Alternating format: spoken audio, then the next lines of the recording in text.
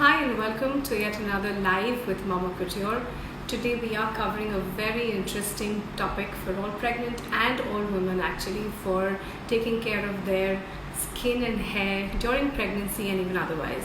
We have a very celebrated doctor, Dr. Soumya Takiyar, who is a leading aesthetic dermatologist, a cosmetologist and also an aesthetic sculptress, and do join in and stay tuned to get a lot of tips on having healthy hair and skin during your pregnancy and even otherwise. She shares a lot of DIYs and home remedies which are completely natural and can be enjoyed by a lot of women who don't want to experiment, especially during their pregnancy, and want to stay away from chemicals and new treatments or new things, but still look their best and feel their best and take care of their vanity during a very difficult time, which is the pregnancy time. So let's bring in Dr. Soumya and let's get this started. One second. We're just waiting for her to start.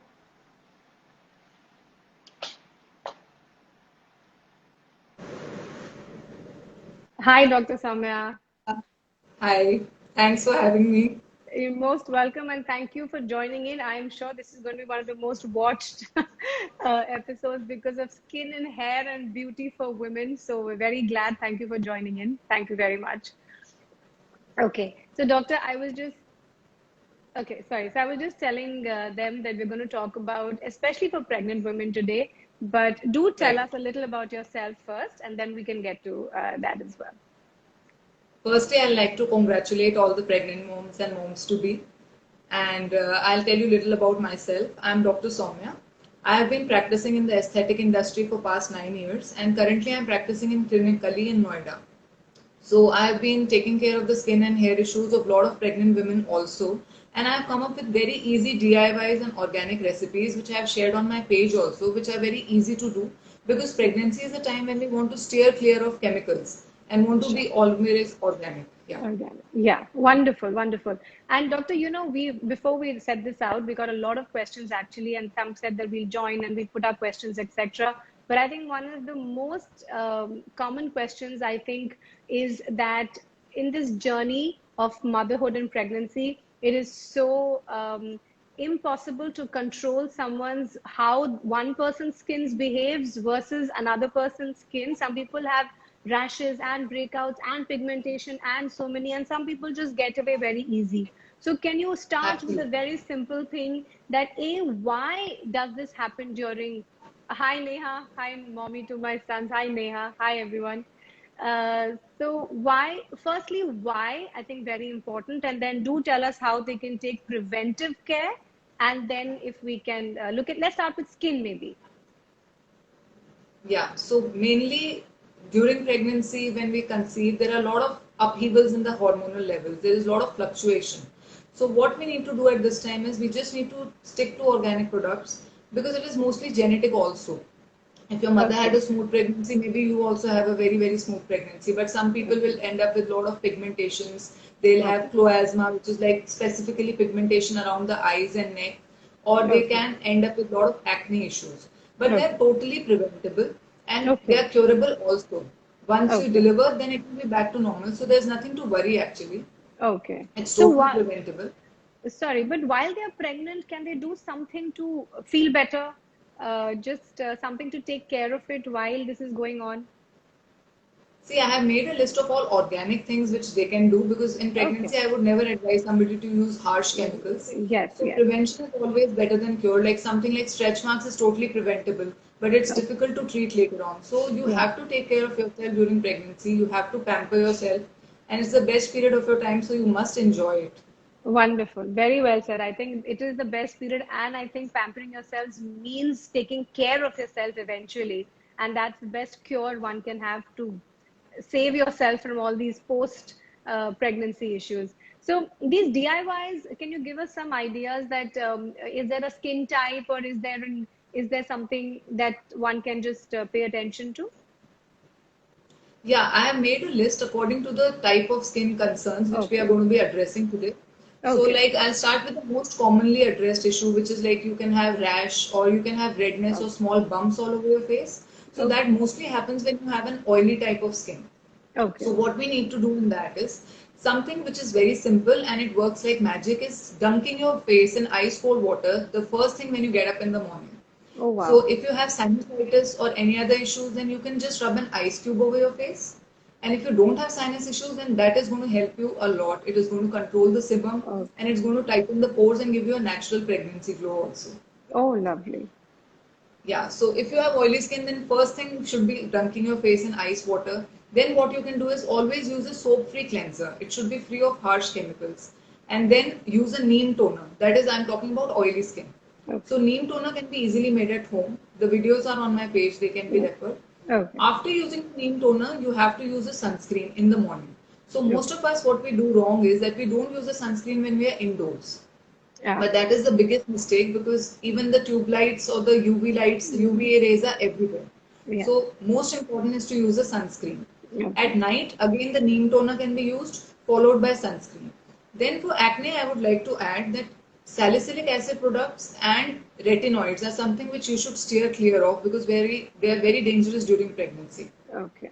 If you need to use topical medication, you can use clindamycin. That is safe. Okay. Otherwise, these DIYs will work. Okay. I'm sure people are noting this down very quickly. Then what are they going to do? Okay. And anything in particular for dry skin or something, any other type, or is oily skin more susceptible to issues? Nothing like that, or? During pregnancy, the skin mostly turns to oily skin. Okay. And the other common issue at this time is pigmentation. Yeah. So for pigmentation, the other recipe, which is a DIY again, is you can use rice water. That will help in clearing out the blemishes. Okay. And otherwise, the pigmentation in pregnancy is very temporary. So it's going to go off once they deliver. But still, we need to use a sunscreen all through our pregnancy. Okay. The other things which can be safely used to brighten up the complexion are like vitamin C. It has a lot of antioxidants and free radical scavenging issues. So you can use it during the day for double sun protection. And azelaic acid is something which you should use at night. It will prevent the pigmentation. Okay. Okay. And is there something like which oily skin people should not use in terms of more like in food? Sorry, just moving to foods now. Is something aggravates any of these issues versus helps, something that aggravates and something helps? See, it's a tricky situation because sometimes we say dairy will aggravate, acne. Okay. But at this time, I would not advise moms not to have dairy products because they are very rich in calcium. So we really need to take dairy. So it's better we control our skincare habits and then it will fall in place. Yeah. Oh, okay, okay. So in oily skin, is it more like avoid dairy only if, let's say, you're consulting a doctor or something? Can you ask them these questions? Is it better to ask the doctors and then at least do it if they can get calcium from somewhere else, or is it as simple as that? Alternate calcium courses, yeah, then it's fine. But otherwise, there are not so many triggering factors in dairy that you should avoid it at this time. Okay. It's fine, you can eat all kinds of foods. It's best to avoid refined oils or junk food at this point of time. Okay. So then it will not aggravate the acne. Okay. Okay. So two other things about skin. If we stay at skin, one would be stretch marks. If you can tell us how to, like you were saying, it's preventive. So please tell us, how is it preventive? See, main thing about stretch marks is that it is mostly because of the itching. When we itch, the stretch marks develop. So if you feel like itching, do not itch. Apply lot of moisturization in that area. So coconut milk is the best possible moisturizer. Shea butter is another very good moisturizer. So if you lather yourself with moisturizer and do not itch, the stretch marks are not going to become permanent. They'll just fade away after pregnancy. Yeah. Okay. So whichever areas, wherever you feel itchy, you should apply a lot of moisturization. Okay. And some people also say that it is hereditary, stretch marks. So is that not true? It can be prevented now. I don't feel it's hereditary. Little bit can be hereditary, but most of it is preventable. Okay. Maybe just the nature of the skin, the elasticity of the skin can be hereditary. But beyond that, you can help yourself to case to case. If we are using shea butter or coconut milk, they are very rich in collagen. So they are going to form natural collagen anyway. Okay. So it is going to help. So pre and post pregnancy, it can be used all throughout and it's very safe. So there are no side effects involved. Okay. I've even put a recipe for stretch mark cream on my page. That's also natural. So they can follow that also. Most of my page has DIY recipes which can be easily prepared in the kitchen. Yeah. Perfect, perfect. So we have a question that I thought stretch marks is also because of the expansion and contraction of the skin. It is because we lose the collagen at that time rapidly. So if we are keeping Okay. it moisturized, we are going to combat the collagen depletion and Okay. we can replenish the collagen source. Yeah. Okay. Okay. And we got a question that said that she has stretch marks on her breasts and now she's second time pregnant. Anything, any solution or any help on that? The same issue is there. Breast Okay. tissue is also made up of collagen. So if we Okay. massage it well each night and you can add some Okay. oils to it, like olive oil is very rich in collagen. So Okay. you can use olive oil in the sensitive areas. Okay, okay. And there's nothing like it'll be heat generating or you'll develop rashes if you put so much oil. None of those sort of issues can, or No, they no. can These take oils care. are Okay, non-comedogenic. They will not clog the pores, so there will be no issues involved. okay, okay. And I think the next point was, so we've covered pigmentation, rashes on the face, we've covered stretch marks. One more point I would like to add Yes, is sometimes we develop a line known as linea nigra in our lower abdomen. yes. So that's again related to pigmentation, but that is totally because of the baby. It will vanish after delivery, after say 8 to 9 months. So nothing has to be done for that. A lot of Okay. patients apply a lot of creams on that, but that is totally hereditary. It's going to go off. It's just natural pregnancy, gift of the Yeah, gods, really. Some other beautiful marks that the god decided to add. Okay, so just moving to one other point was nails and the brittleness. Some people feel that they glow the most during pregnancy, and some people yeah. felt that they felt so drained and so they got dark circles. They felt they just became really, saturated, like, they lost all their glow. So, what was that about? What is that? See, pregnancy is all about eating healthy. So Okay. if you're talking about brittle nails or we talk about hair fall, then Yeah. biotin is something which is most importantly required in our diet. So there are Okay. very natural sources. You can add whole wheat bread to your diet. You can eat eggs, walnuts, berries. They're all very rich in biotin. Even Okay. meats have them, fishes have them. So Okay. non-vegetarians get easy access, but for vegetarians also there are good options. If you are an vegetarian, then egg is the best option. Otherwise, these simple whole wheat breads, eggs, they are going to work very nicely. They're gonna work. So a lot of women actually, and I've been through pregnancy myself, and you've also had two kids now. I think hair fall is it's I don't know, but I hear it across everybody. It's a definite consequence of post pregnancy, and I think we Yeah. all get very worried. And we have wonderful lustrous hair during pregnancy because of the rise of the hormones and the happy hormones. But I think after pregnancy, of course, I have immensely lost hair, and the texture and the quality of hair is really not come back unless I know you take care of it, you have your multivitamins. There's a lot of care that needs to be done post. So do people? So does it help people run to homeopath? They run to eating biotin supplements post pregnancy. So are those better things, or are they good supplements, or can people do something else like more DIY, like at home? See, biotin is totally safe, but I would not recommend it during breastfeeding. Okay. So, even after pregnancy, at least for 1 year, we must avoid biotin.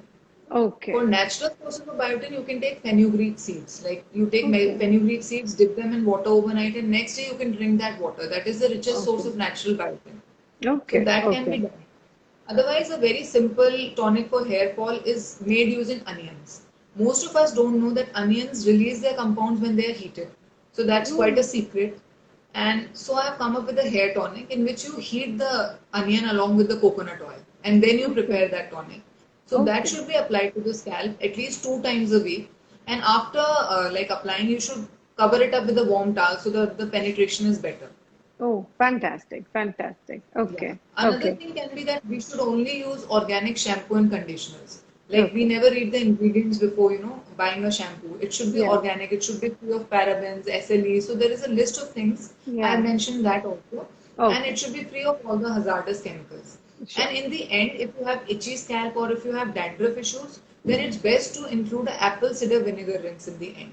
Okay. It is just Okay. like after conditioning, rub Yeah. your scalp with apple cider vinegar rinse and also your Right. hair. It will give you shiny hair and it will prevent breakage also.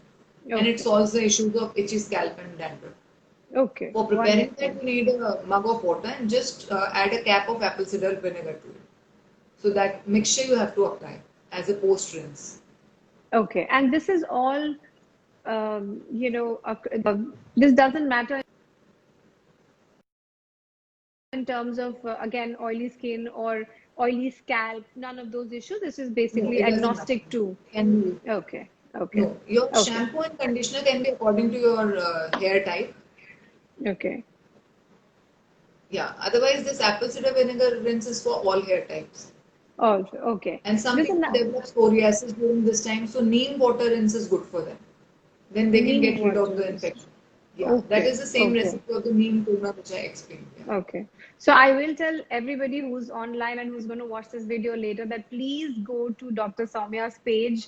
Dr. Soumya, can you please tell them the page? Because I think you were saying everything is there for them to see and use. So please, please say your name is, handle is Dr. Soumya Takyar, yeah. Takya, It's right? Dr. By the Soumya name. Takyar. Yeah, by your By name. man. Okay, by your name. So there are amazing recipes and DIY formulas that the doctor is actually putting out there for us every day, and I follow her page, and I think it's fabulous. And so we have another question: that does oiling actually help for hair fall? See, oiling will help you if it is done the right way. We have to do Okay. it at least 1 hour prior to washing our hair, and then it has to be warmed up a little so that the penetration is better. And Okay. another mistake which we do is, and our scalp is not very clean, and we use the oil. So, firstly, we should use a scalp scaler once a week. So, scalp What is scalers are that? also DIY, they can be made at home Okay. using apple cider vinegar. So Okay. they clear the scalp, they open the hair follicles pores so that Okay. the nutrition gets in better. So that Okay. is also an important part of the hair regime. All right. Another All right. important part which I would like to add is that we should never leave our ends not moisturized. We should always apply a heat protection serum, or if we don't want to apply a serum, we can just take the favorite essential oil, whichever we have, and just rub it over the ends. So Okay. when the ends are treated, there will not be split ends, and it will again prevent breakage. Okay. Okay. Yeah. Okay. And I think the other one of the things was in the diet. In the diet, so in our post prep. So I think during pregnancy we've covered pigmentation, acne, uh, stretch marks, Yeah. hair as well. So post pregnancy as well, we discussed that people will get back most of their skin to normal and their hair to normal, and we don't have to rush to take in medicines and supplements, especially if you're breastfeeding feeding avoidable, to add supplements like biotin, like you said, right? Is there anything that the women should do to take care of, but as you suggest, post delivery? Because I feel that we lose sleep, which is one of the biggest, I think, components of good, a good everything, good Yeah, hair, good sleep. beauty We sleep. Yeah. regenerate, we do everything when we sleep, and we lose sleep for months and months. So something there that you feel that the natural cycle of life is just spoiled, destroyed. What can one do? See, eating healthy is the key because sleep we really can't help it much. So, Yeah. eating healthy and pampering your skin and hair with the DIYs. Whenever we Okay. get time, like we are sleep deprived, at least we can take care of our skin and hair. As for the Okay. food, I would like to add like during pregnancy and post pregnancy also, these are the foods which should be included. First are Okay. the green leafy vegetables Okay. because they are very rich source of all vitamins, minerals, folates which are required in pregnancy. Okay. Biotin rich foods I've already discussed. Yeah. Then dairy is very important.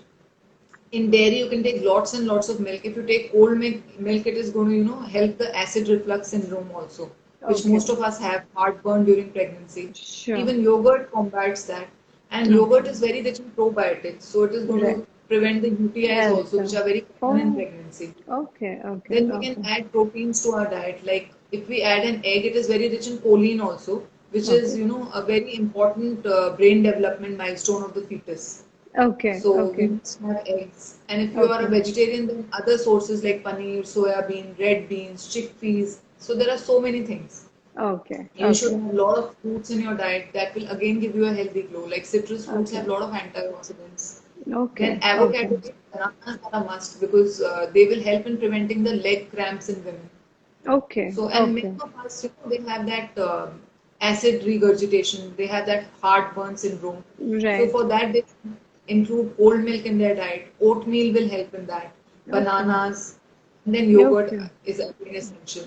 Is very So, essential. all Okay. these foods can be added. Okay. So I think just from what you're saying, I remembered another one is bloating. can you give any tips on helping preventive bloating and that area? See, bloating is again only water retention, nothing else. So if we are walking regularly during pregnancy and having 8 glasses of water, that is, we are staying hydrated. So I don't think that should be a problem. Okay. Walking and having hydrated drinks, drinking Okay. coconut water, so all Okay. these can really help. We should stay Okay. clear of carbonated beverages. Like Right. many of us are in the habit of taking sodas. So Yes. soda is not good during pregnancy, and Yes. caffeinated drinks. We should avoid Right. taking tea, coffee at this time. Right, right, absolutely. And I actually had someone who actually was so troubled by her bloating, her legs started paining, and she had other issues because she just would not walk, she didn't want to exercise.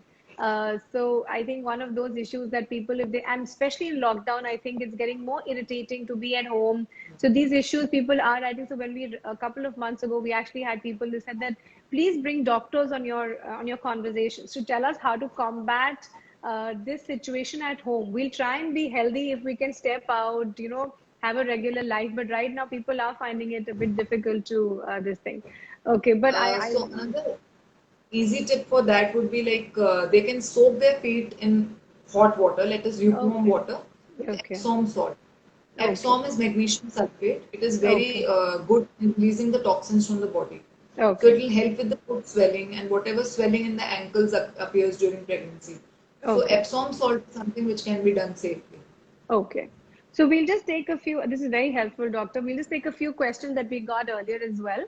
So I think somebody said that I think it's mostly around pigmentation and skin care, but during pregnancy, I think somebody has sent in the point that if they are not able, what if goes beyond, like if it gets too much, is there only, sorry, is there a doctor should be consulted? Have you seen any extreme situations where things are out of control, or is that something that settles during pregnancy?